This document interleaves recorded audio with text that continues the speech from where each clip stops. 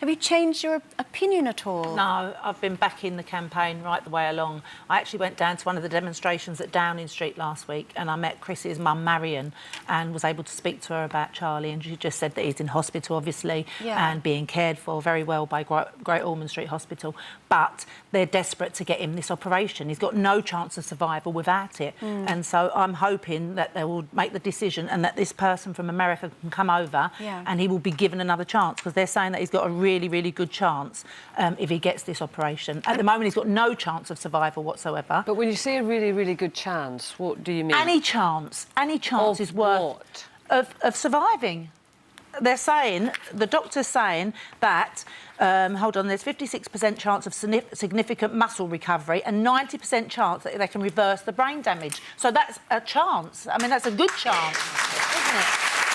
Well, I do think we have to be realistic about what we actually think the chances of this little boy's quality of life is, and I think that is what the doctors at Great Ormond Street and the courts are having to look at in a really kind of forensic manner, aren't they? I mean, I would like to say I have such admiration for the parents in this. They've been amazing, incredible honestly, they really young people, and I would like to think that I would have the strength to do what they are doing, and that is fighting every inch of the way. But I feel once everything is exhausted, and now it's gone back to the courts, and this doctor from America is going to come, hopefully, and he's going to present his evidence and stuff.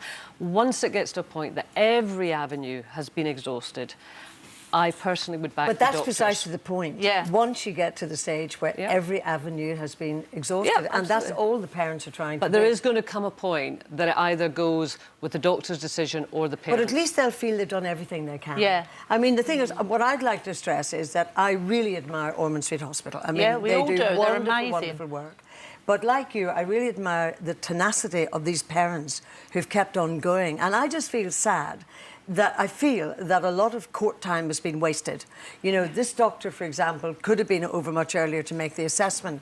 And I think it's a great step forward. But it hasn't been wasted, it's valuable time. No, hang on. Just that the judge now, only yesterday, has accepted the fact through an interview with the doctor in New York that he can come over here and give the assessment. That surely has to be a step forward for the parents. But that could have happened in November. This has been going on since November.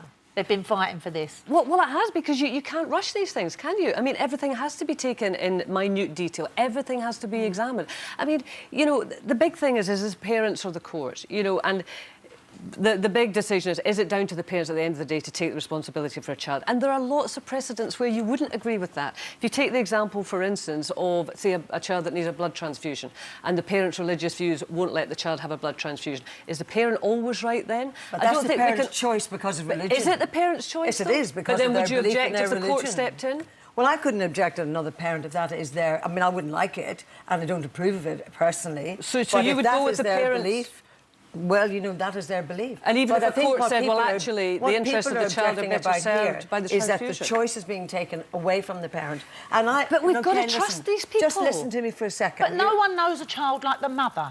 And that mother, Connie, is determined that she's going to give him every last chance to survive. And can I make another point about the doctor? No, but sometimes love is blind.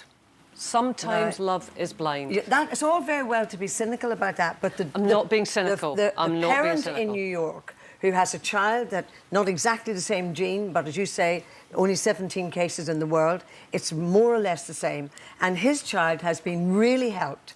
And if you see positive evidence of that, you can't be totally cynical. Look at the little boy, Please don't say I'm being cynical. I am not being cynical. My mum's in hospital just now. My dad died this year, right?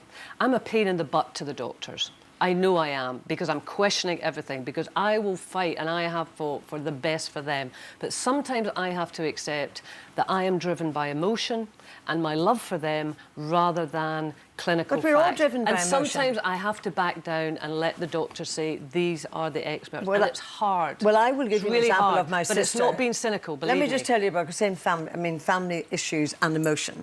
In a hospital in Northern Ireland, I got a call to say that my sister had had a heart attack.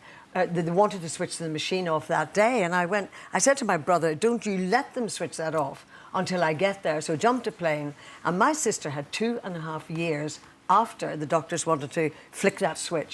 So sometimes you have to go with your gut instinct. Yeah. And sometimes I think it is a family decision. I Yeah, really and, do. well, we had a similar thing, but I think we're going to be careful at saying that the doctors wanted to flick that switch. Well, they I did. don't That's think practical. doctors approach things Well, in how that come way. then my about, sister I'm 2.5 gonna years flick after that? switch. How come then she 2.5 years after that? Life's full of mysteries, absolutely. Well, Well, here's what the doctors say, OK? This is from Great Ormond Street Hospital. It's been and remains the unanimous view of all of those caring for Charlie at Great Ormond Street that withdrawal, ventilation and palliative care are all that the hospital can offer him, consistent with his welfare. That is because, in the view of his treating team and all those from whom Great Ormond Street has obtained second opinions, he has no quality of life and no real prospect of any quality of life. They can only act to their professional knowledge, can't they? And that is their belief. But And they can professional- only act as parents and do Yes. every single thing they can to support their child and to get him that operation that will prolong his life. And just maybe the medical knowledge in America might actually be just, in this instance, slightly better than here.